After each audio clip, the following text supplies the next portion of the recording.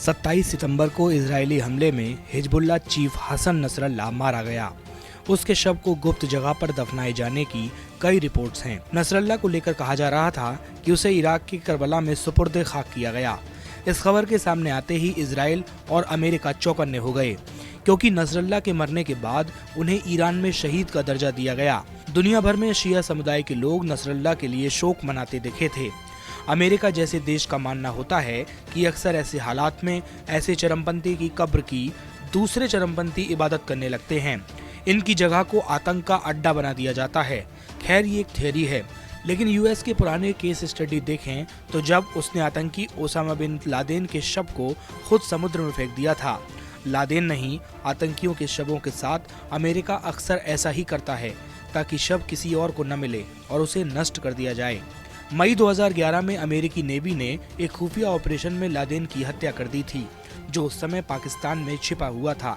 हत्या के तुरंत बाद लादेन का डीएनए टेस्ट हुआ ताकि पक्का हो जाए कि ये लाश उसी की है, जिसे वाशिंगटन 2001 9/11 हमले के बाद से ही खोजा जा रहा था। ये सारे काम जल्दबाजी में किए जा रहे थे ताकि दुनिया के चरमपंथियों में हाहाकार मचने से पहले ही लादेन की लाश को सबकी पहुंच से दूर किया जाए। अमेरिकी कमांडो उसकी लाश को एक बैग में पैक कर अफगानिस्तान ले गए। यहाँ से उसे खास युद्धपोत यूएसएस कार्ल विंसन तक इंपोर्ट किया गया। रिपोर्ट्स के मुताबिक ओसामा के गृह देश सऊदी अरब ने उसकी लाश को अपनाने से इनकार कर दिया। ऐसे में अब लाश का अंतिम संस्कार भी अमेरिका को करना था। सरकार को डर था कि अगर लादेन को इस्लामिक रीति से दफनाया जाएगा तो वो चरमपंथियों के लिए इबादत की जगह बन जाएगी। साथ ही आतंकी उसका बदला लेने के लिए कोई नई खुराफात भी कर सकते हैं। समय ज्यादा नहीं था, इसीलिए आतंकी के मृत शरीर को पूरी रीति रिवाजों से नहलाकर सफेद कफन से ढका गया।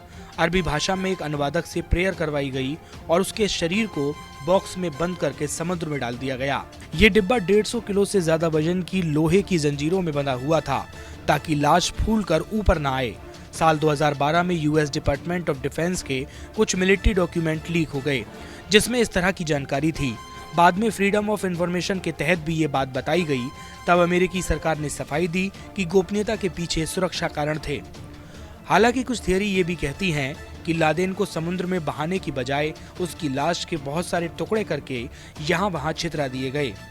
दावा किया जाता है कि अफगानिस्तान पहुंचने के बाद आतंकी के शव को राइफल की गोलियों से कई टुकड़े किए गए। उनमें से कुछ टुकड़े हिंदुकुश की पहाड़ियों पर फेंक दिए गए। अक्टूबर 2019 में सीरिया में एक ऑपरेशन चलाकर अमेरिकी स्पेशल फोर्स ने आतंकी के ठिकानों पर छापा मारा। पकड़ में आने से बचने के लिए इस्लामिक स्टेट के सरगना अबू बकर अल बगदादी ने खुदकुशी करते हुए खुद को ही विस्फोटक से उड़ा दिया था। मौके पर ही डीएनए टेस्ट हुए ताकि पक्का हो सके कि मारा गया शख्स वही है। इसके बाद उसकी लाश को भी अमेरिकी कमांडो ग्रुप ने समुद्र में फेंक दिया था। इराक में अलकायदा लीडर अबू मुआब अल जरकाबी के साथ भी यही हुआ।